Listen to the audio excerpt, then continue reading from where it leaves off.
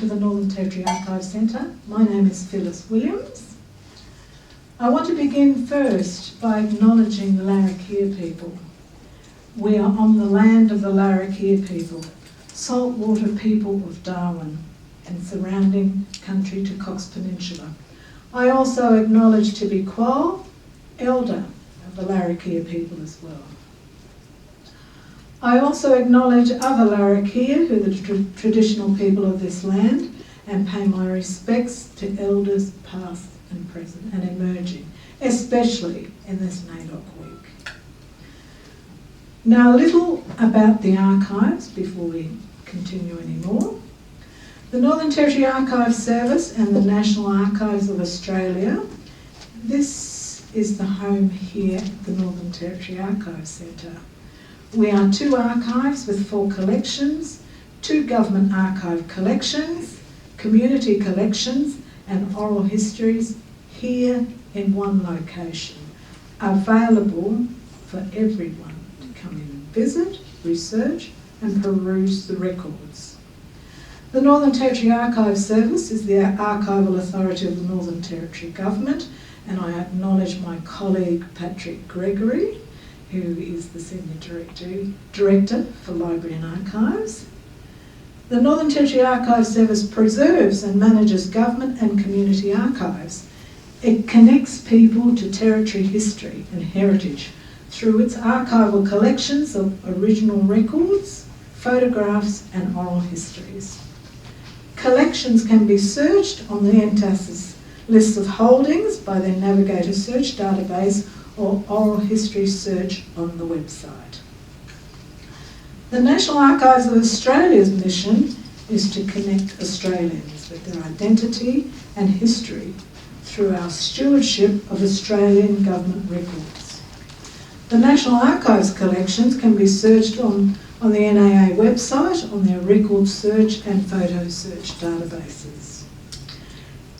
Now, both archival collections hold memories of our nation, connecting Australians with their identity, history and place in the world. Archives can and do provide evidence of the rights, entitlements and responsibilities of Australians, and can tell the many stories of Australia's collective history and contribution to the history of our nation. To reconcile with the past and past wrongs, with the potential to create a stronger society with people engaged in having a sense of the national identity. So our archives are available for you and anyone else who wants to learn more about our history. Now, about NAIDOC Week. This year's theme is Voice, Treaty and Truth. And in the words of the NAIDOC committee, Voice, Treaty, Truth is an invitation from Aboriginal and Torres Strait Islander people to walk with them in a movement of the Australian people for a better future. Now, a little bit about our speaker. Leanne Liddle is an Aranda woman, born and raised in Alice Springs. Leanne has academic qualifications in environmental science, law and management, but she believes her most important knowledge came from her grandmother and great-grandmother, who taught her traditional land management skills, particularly in the use of fire. Leanne has served other senior public service roles, including as a manager of food security for Aboriginal communities in South Australia, and the manager of the Anangu, Pitjantjatjara, Yankunytjatjara, APY and West Coast regions of South Australia within the Department of Premier and Cabinet. She was also the first Aboriginal policewoman in South Australia, where she worked for 11 years as a senior constable in remote and city police stations.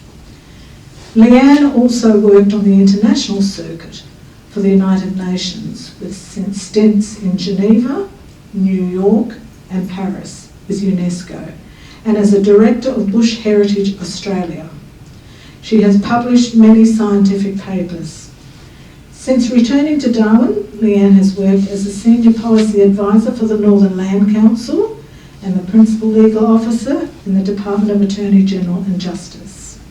She currently remains working there as Director, Aboriginal Justice Unit, who, with her small team, and who are here tonight with her, have the responsibility to deliver and implement the first Northern Territory's Aboriginal Justice Agreement. Ladies and gentlemen, Leanne Liddle.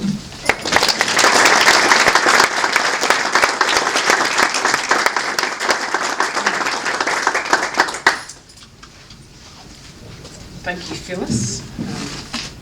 Good evening, ladies and gentlemen, and distinguished guests.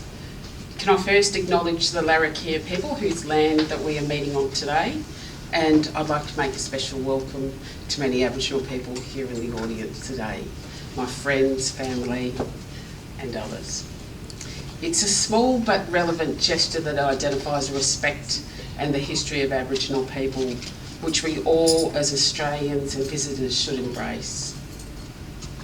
It's an honour for me to speak at the National Archives presentation during NAIDOC Week on this year's theme, which is Voice, Treaty and Truth.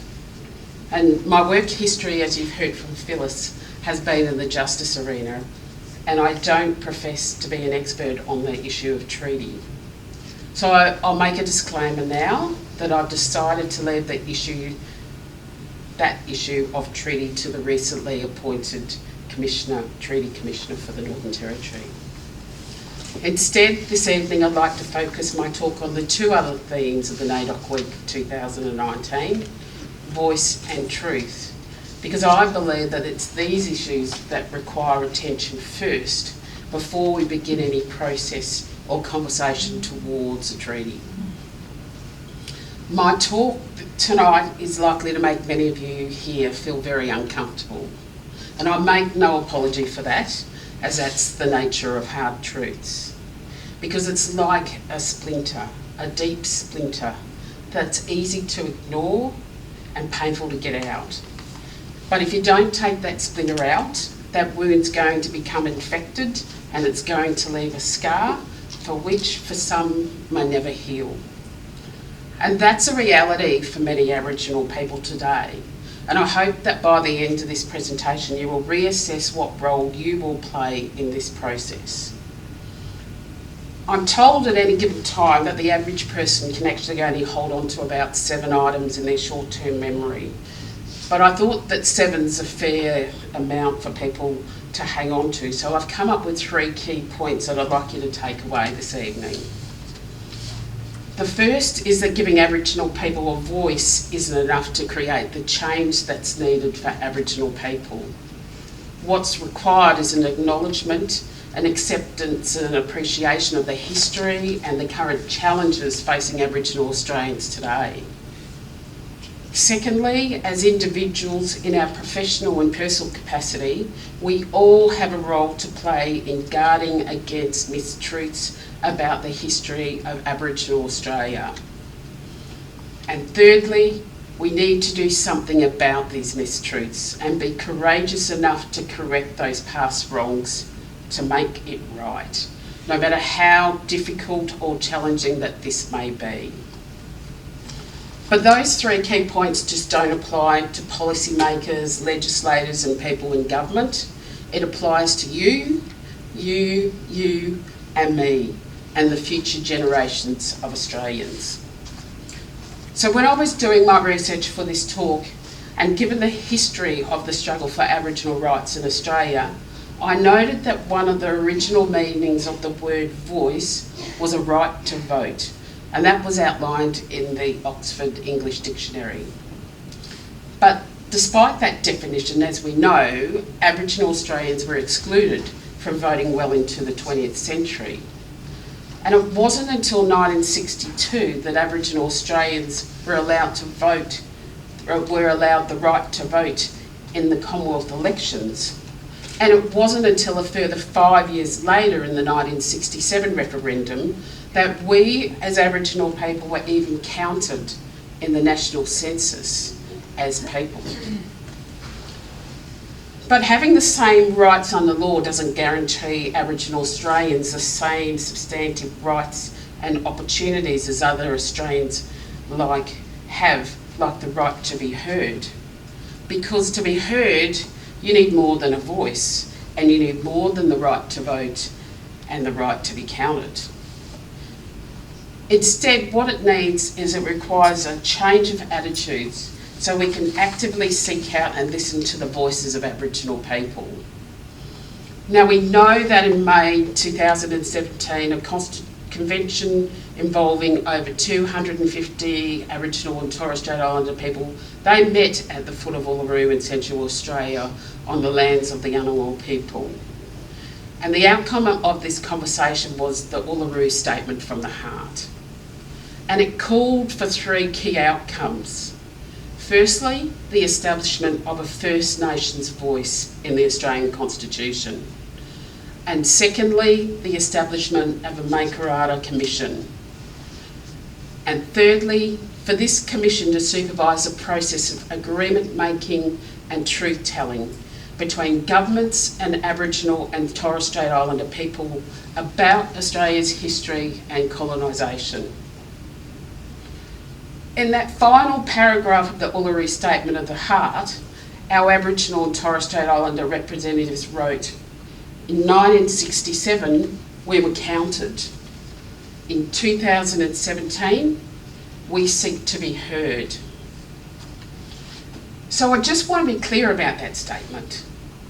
It's not historic recognition by written words that was sought from that Uluru Statement, but active and ongoing recognition of our Aboriginal voice to be heard in the corridors of power. And the problem isn't that Aboriginal people have actually remained silent, because we've spoken up time and time again. The problem actually is that many Australians, and often those in power, have remained quite deaf to our calls. I pose the question, is listening to us and hearing our voices and the truth, is this too much to ask? Now, for me, the strongest voices in my life have been those of my now deceased grandmother and great-grandmothers. None of those could read or write, and one could barely sign a name. They had many voices in their own language.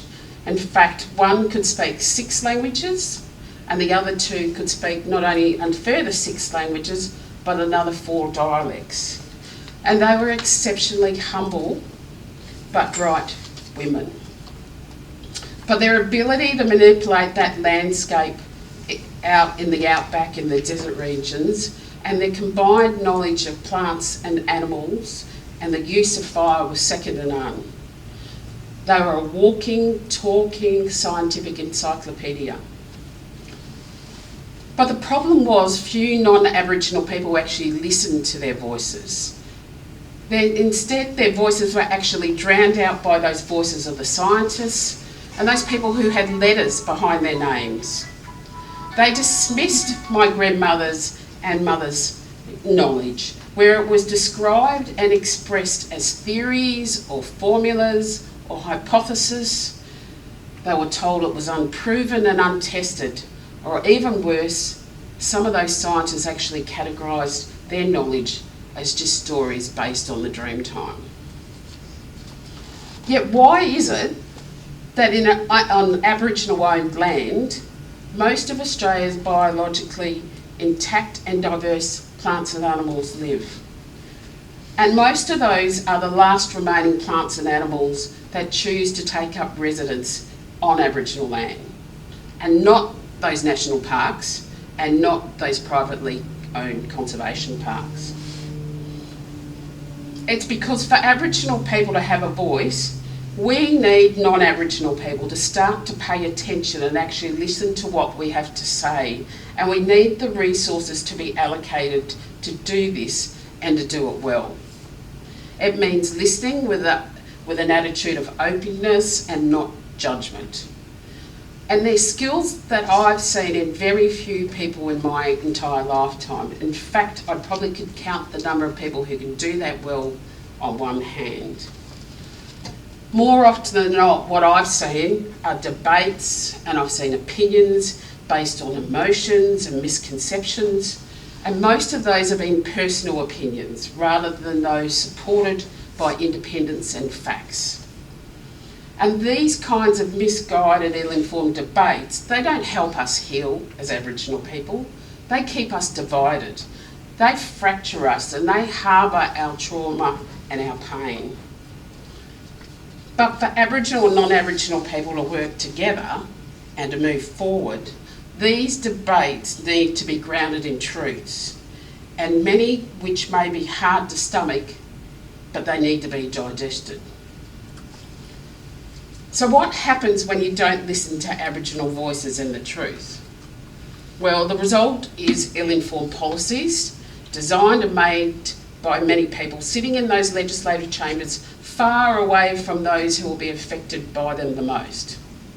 Now, you only have to look at the Northern Territory Emergency Response, known colloquially as the intervention or the intervention, and see the disastrous results of that approach. In June 2007, the federal government carried out a massive intervention in the Northern Territory. They sent in army troops to allegedly protect Aboriginal children from sexual abuse. The federal government justified the intervention on a response from the Little Children a Sacred report, which called on both the federal and the Northern Territory governments to designate Aboriginal sexual abuse in the Northern Territory as an issue of urgent national significance. But overnight, life changed for many Aboriginal Territorians. The intervention actually affected 73 remote Aboriginal communities, and it legislated to withhold welfare payments from Aboriginal welfare recipients. It increased police presence in Aboriginal communities. It banned alcohol, and it demanded compulsory health checks for Aboriginal children, as well as the power for government to take possession of Aboriginal land and property, all without a shred of consultation.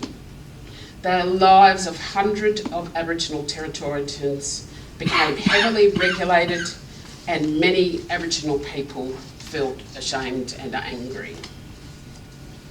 I'd just gone on leave from my role as the government manager of the Ngunnawal Pitjantjatjara Yunkajarra lands in South Australia when that intervention came into place. But I returned a few months later, and I was working on the edge of the Northern Territory and South Australian border in those Aboriginal communities. And I saw the devastating impact caused by the intervention as people moved across the border into South Australia to flee the effects of that legislation. I saw the shame in the women who held their heads low, who once again felt like they didn't or couldn't care for their children or grandchildren. I saw the look of shame in the eyes of once proud and honourable and responsible men. No matter how good a parent or grandparent you were still subject to those legislative requirements. And I had many conversations with Aboriginal people during that time, and they told me stories like that in the 60s and 70s, this place was better now than it is now. At least back in the 60s and the 50s, we were valued and we weren't labelled as inadequate parents or bad people. So witnessing these events and hearing these stories, it instilled in me the importance of conducting a competent and inclusive consultation process. And these experiences highlight to me what can happen when legislators make decisions without listening to or hearing Aboriginal people's voices, or when you fail to consider the consequences of your actions. I currently work as a director in the Aboriginal Justice Unit with the Attorney Generals, and I've got a very small team, and we've been responsible for overseeing the development and the delivery of the first Northern Territory's Aboriginal Justice Agreement. And tonight I can't expand on the substantive contents of that agreement, but I'd like to tell you a little bit more about our methodology. So I told you earlier in my talk that getting to the truth means that you need to do more than just listen to people's voices. And my team and I were actually really acutely aware of this when we approached and started to develop the agreement. And we based it on two key elements. The first element was extensive data collection, which it involved collaboration with agencies well outside the justice arena, the Australian Bureau of Statistics, our own statistical teams, criminologists, and many more people who are experts in their fields. But the second key element that I'd like you to draw particular attention to was our thorough, well-designed, funded consultation process. Now, it was a serious matter that we were talking to Aboriginal people about, and it needed to have a designed, tailored and relevant process that was relevant to the 30% of the Northern Territory's population who are Aboriginal. And it needed to accommodate the fact that about 76.6% of Aboriginal Territorians either live in remote or very remote areas across the entire Northern Territory. So for almost 2 years, we travelled the entire Northern Territory and we listened to Aboriginal Territorians who told us what isn't working within the justice system. We went to the remote communities from Fink to Large Manu.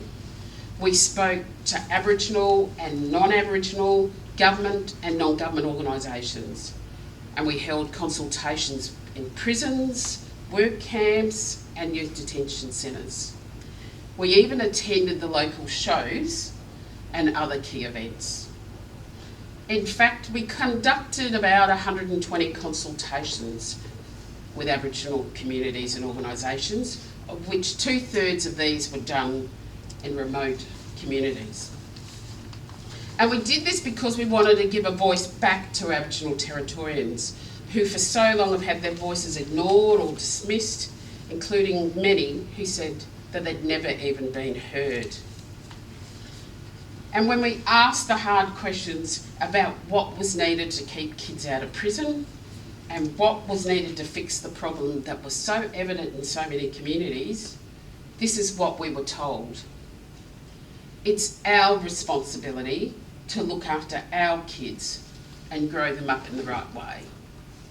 Too many of our kids are in jail when it's our responsibility to look after them and grow them up the right way. Community elders need to take responsibility for the problems in communities. No excuses. We have to show responsibility. And it was then that we were able to talk about what was missing, what was needed, and what could be done. But it had to be in partnership with Aboriginal Territorians and the Northern Territory Government, each with our own obligations and accountabilities. But we did this in the company of male and female cultural brokers and leaders and elders and Aboriginal and non-Aboriginal people. And where necessary, we engaged interpreters. And we had separate female and male meetings, and we returned to communities when they requested that, but we provided a culturally safe and relevant space where Aboriginal people could speak and be heard.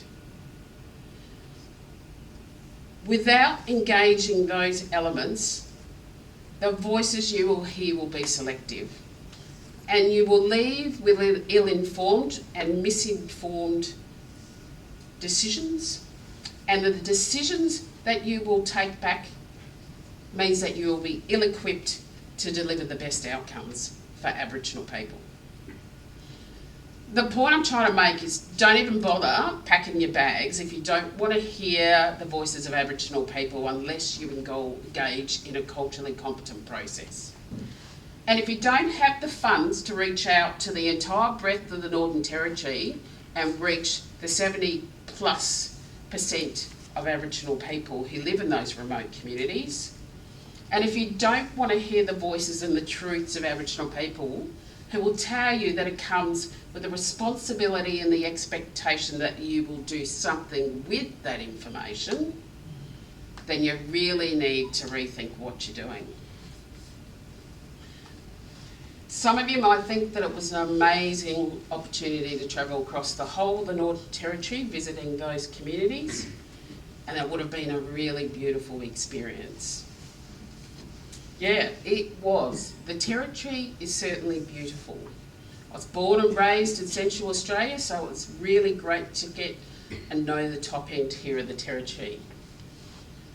But my team and I, we left those communities we visited with the deepest sense of despair, with the biggest burden of responsibility. And what we saw was heartbreaking. We saw entire communities whose voices had either been neglected or ignored for decades. Some people even told us that they had never, ever, ever been asked their views on the impacts of significant government policies and decisions by governments. And I vividly remember at one of the prison work camps an inmate who told us, "I'm 56 now, I'm trying to get back on my feet, and this is the first time that I've been asked what I need so I can do better on the outside. And I can see something happening with you, mob, coming and talking to us all while we are here. It feels good. I feel a bit of healing talking with you, mob, about my story." Even after 11 years in the police force, I've been shot at, I've been seriously assaulted, and I've witnessed events that no one should ever see in their lifetime.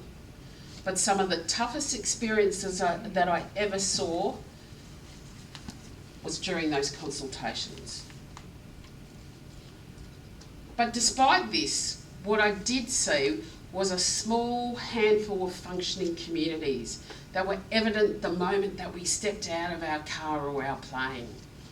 And there were clear indicators that showed us when Aboriginal people had a voice and when they were being heard, that there was leadership present. People were empowered and supported, and all this made those communities and people feel safe. But you'll have to wait until we release the draft agreement to know more. But what I can share with you tonight are some of the voices and the responses that we captured from the Aboriginal Territorians through the consultations.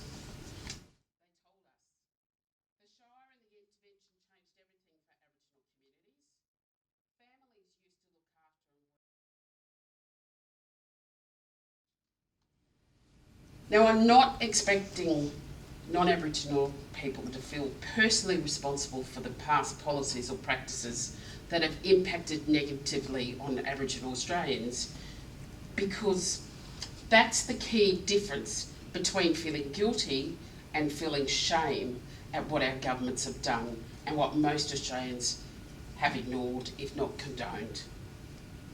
But why can't it be said loud and clear that we acknowledge their impacts and the facts that these events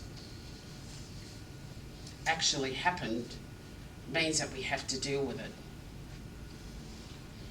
So to conclude, all of us, Aboriginal and non-Aboriginal people, in our professional capacity and in our private conversations, in the media, in our policies and our decisions, we all need to stop and rethink how we recall Australia's history. We need to make a concerted effort to quell and guard against those mistruths and those misconceptions and those damaging voices. It's the role and responsibility for all of us that we have to do and that we need to engage in, starting tonight. It starts with the conversations that we hear from our mates and our colleagues and our families, that we need to shut those conversations down before they become infectious, before that splinter can cause more damage, pain, and another scar. And those solutions lie in those very uncomfortable conversations. Just as my mother had some decades ago with our high school teacher in Alice Springs, who told her to take my twin sister and me out of school because we wouldn't amount to anything. And I'm proud to say that my sister has a PhD. So her response, as you might expect, you may have abused your rights years ago to dictate my destiny, but I will never allow you to do that ever again, and never with my children. It's those strong voices that we need you to be with us, alongside us. We need to stop those destructive voices and those conversations and those tellings of those mistruths in their tracks, so they are never, ever, ever heard again or told again. And the solution is sitting right here in this room, not in the boardrooms of peak Aboriginal organisations, not even in the halls of the Northern Territory and federal parliaments. It's in each and every one of us. We need to work together as Aboriginal and non-Aboriginal people to ensure that Aboriginal voices are heard and acted upon. We all need to be change agents. And only by doing this and by working together will we be able to heal the wounds of the past and remove that splinter forever and create a better future for both Aboriginal and non-Aboriginal people alike, to create that better nation. As American novelist and civil rights activist James Baldwin once wrote, "Not everything that is faced can be changed, but nothing can be changed until it's faced." So I want to thank you all for allowing me to have a voice tonight, and I want to thank you all for listening. And I look forward to knowing what role you will play and how you will work with us to make a change that will make a better Australia. And I ask you to enjoy NAIDOC Week, celebrate with us those legends, those heroes, those people that have walked the talk and continue to be with us along our journey, and enjoy the rest of this week's celebrations. So thank you.